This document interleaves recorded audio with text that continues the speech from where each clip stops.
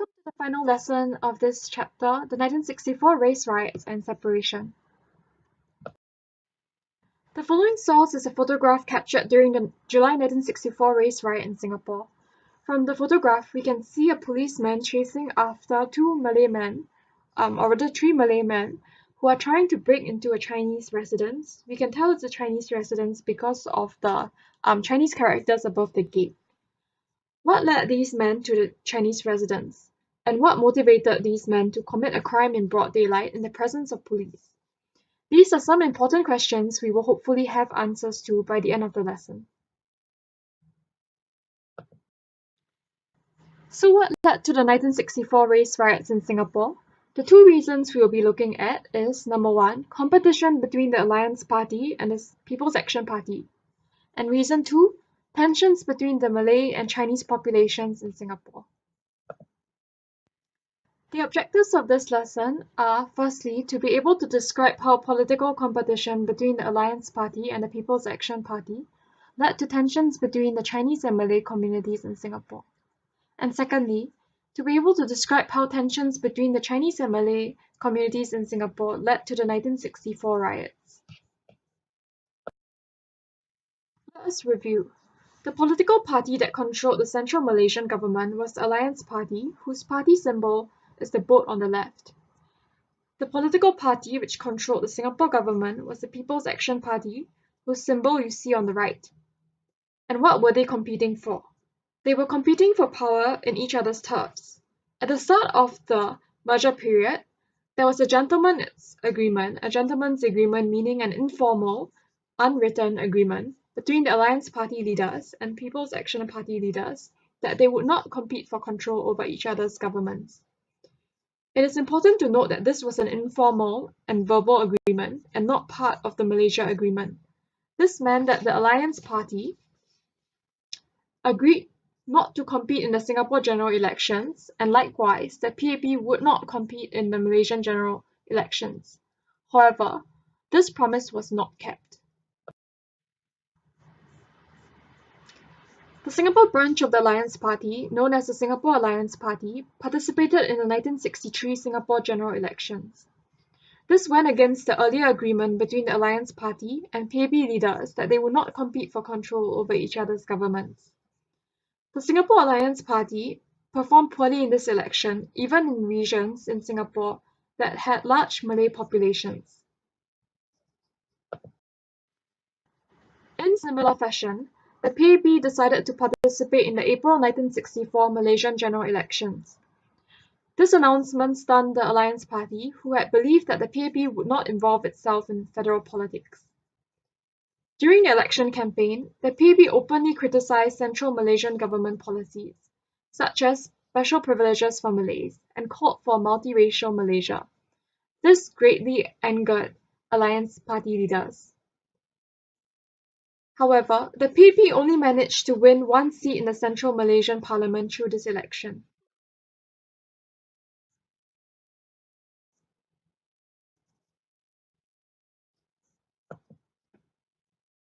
Although the Alliance Party and the PAP won little influence in each other's territories through the political competition, the breaking of the gentleman's agreement damaged the trust between the Alliance Party and the Moving on to tensions between the Chinese and Malay communities in Singapore.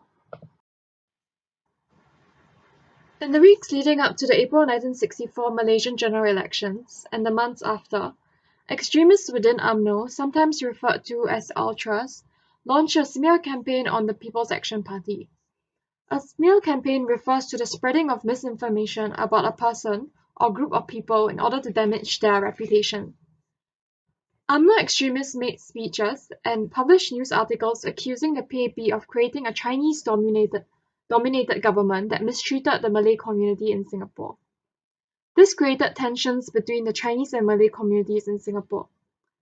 The following source is an extract from a web article about the 1964 race riots in Singapore. It states, UMNO, under the Secretary General Syed Jaafar Albar, daily attacked the Malay members in the PAP as well as spread lies about Lee Kuan Yew being anti-Malay in the Utusan Melayu, which was published in Jawi script. Most Chinese and Indians in Singapore did not read the Utusan Melayu. Lee Kuan Yew denied the accusations made, but they were not reported in the Utusan Melayu. Therefore, this source claims that the Utusan Melayu newspapers were used by UMNO extremists to persuade the Malay community that they were being bullied by the PAP government and the Chinese community.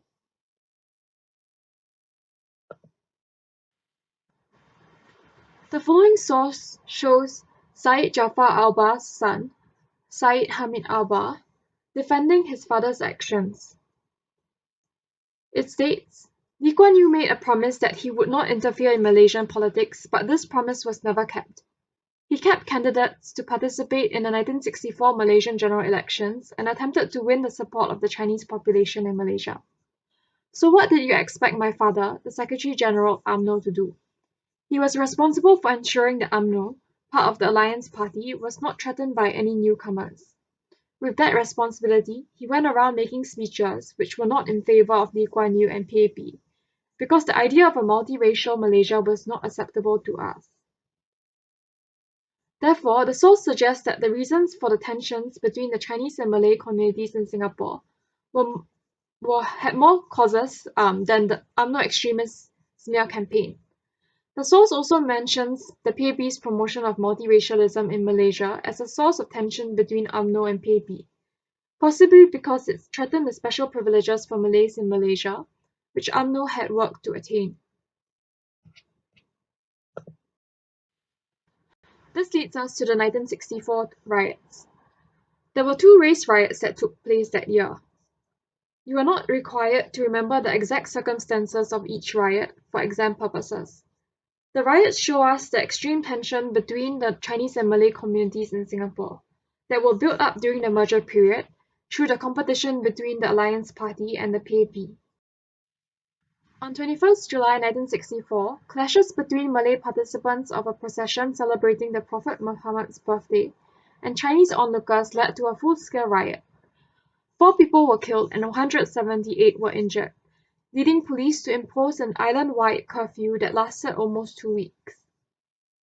On September 2nd, 1964, a second riot broke out after the mysterious death of a Malay rickshaw driver at the Geylang Serai area. An island-wide curfew was again imposed. Which brings us back to the photograph of the 3 Malay men attacking a Chinese residence in the presence of a policeman. This photograph shows us the explosion and tensions between the Malay and Chinese communities as they attacked each other and each other's properties. It also shows you the level of distrust among some Malays towards the authorities controlled by the PAP, whom they had become convinced was mistreating the Malay community.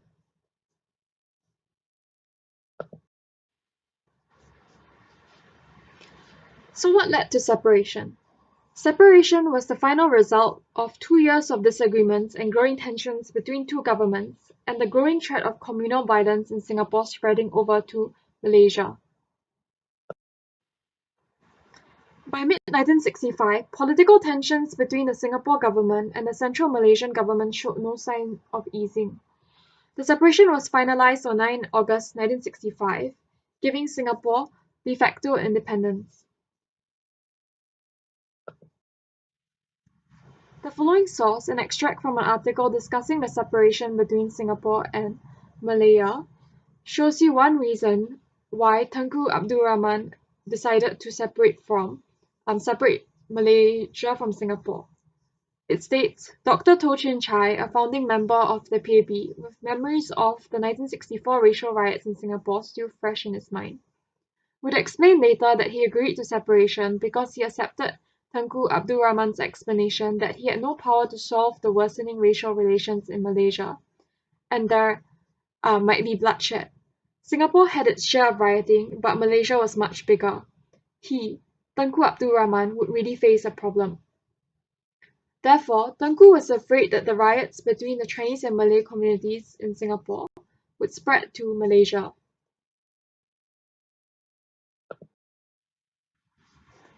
In May 1965, the PAP joined 4 other opposition parties in Malaysia to form the Malaysian Solidarity Convention, which called for a Malaysian Malaysia, where all races are treated equally.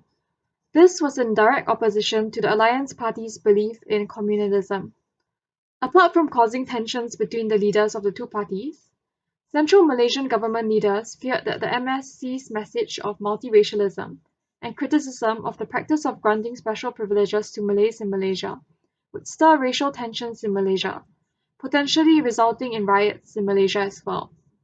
The following source, a Singaporean's views on problems faced by Singapore during merger, outlines some of the reasons why merger did not seem to be working out for Singapore by 1965. Of course, one of the reasons why we went into Malaysia was our desire to establish a common market. We were disappointed because the Malaysian Finance Minister, Tan Siew Sin, never wanted to give us the common market. He wanted industries to be situated in Malaysia instead of Singapore in order to benefit Malaysia's economy. But at the heart of the difference between the Central Malaysian government and the Singapore government lay Malaysia's special privileges for Malays, which made Singaporeans feel that they were second-class citizens.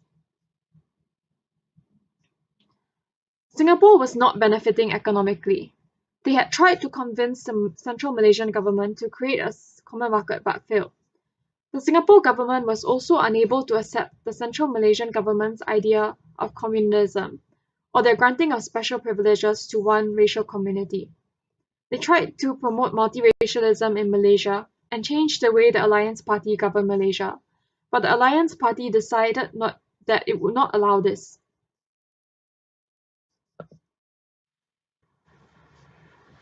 What led to the separation of Singapore from Malaysia in August 1965 was the lasting tensions between two governments that were caused by economic and political disagreements that were never resolved. What also led to separation of Singapore from Malaysia was the threat of more riots as UMNO extremists continued their anti-PAP smear campaign and PAP pushed its multiracialism agenda in Malaysia.